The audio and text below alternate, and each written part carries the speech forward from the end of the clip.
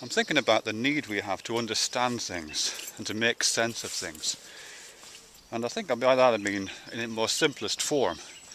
You know, when I look out into the world and this field here in Devon, I believe I have a kind of need to make sense of it. If that makes any sense at all. I certainly do make sense of it in a purely simple physical way. You know, I'm looking at some trees over here, or I'm looking at the reflection of the sun on the water here. And it all makes sense, it comes together.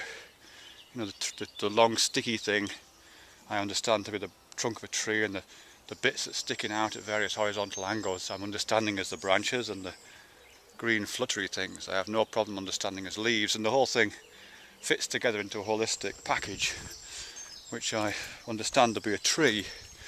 And I don't really feel a need to understand it when that happens, but I think it is the result of a need.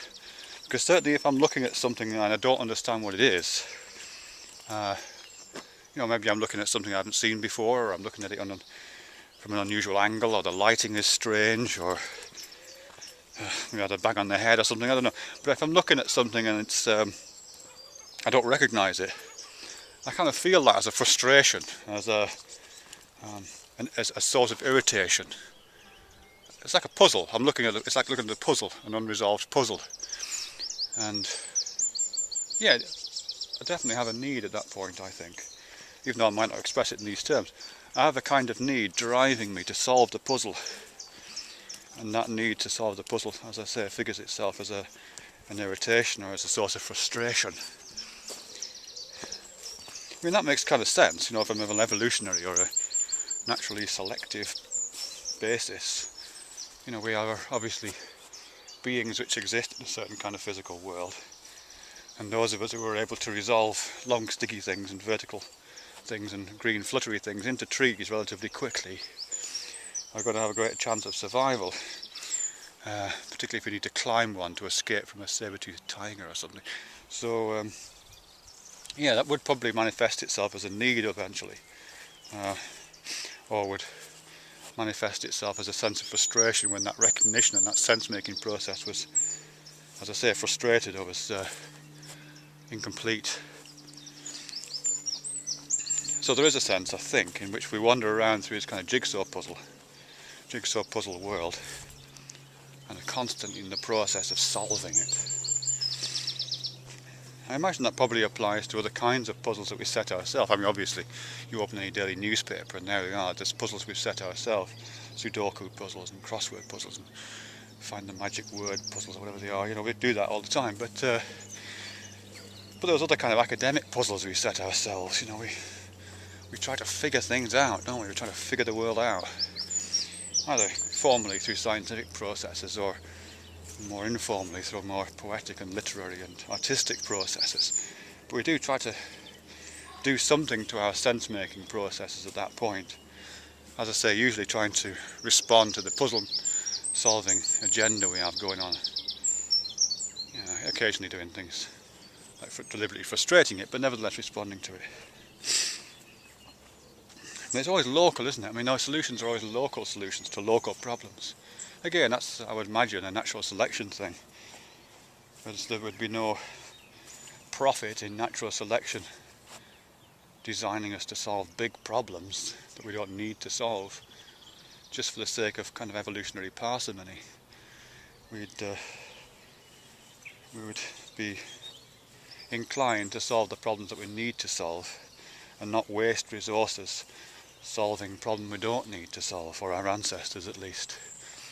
So we do, I think, as I say, solve local problems like what a tree is, what a field is, what an animal is. That doesn't make the need go away, does it? I would imagine our need to resolve the jigsaw puzzle of the world into a coherent picture, that need would probably outstrip our ability to solve those problems. Or at least it wouldn't be satisfied by them. If I was a god designing a need system, I wouldn't make it so it was easily satisfied. In fact, I wouldn't bother satisfying it at all. I would just produce a need system and a series of problems and just let it get on with it. And I imagine that's something now how evolution has designed us. So our needs I would imagine our need to solve the puzzle of the world would probably outstrip our ability to solve it, and certainly would outstrip our ability to solve the local problems. In the same way that our appetites far outstrip the needs that they serve.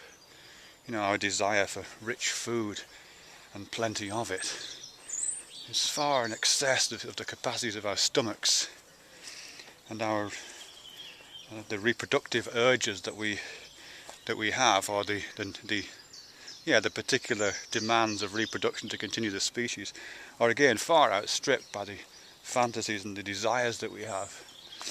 So I imagine it's the same for the puzzle solving need.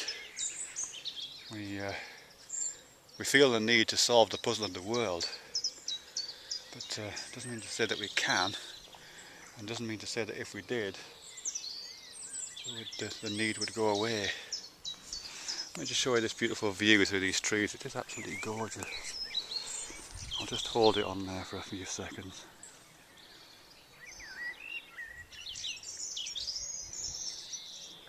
If this is beautiful, so one of the theories goes, it's because it has the promise of function in it. Beauty is the promise of function.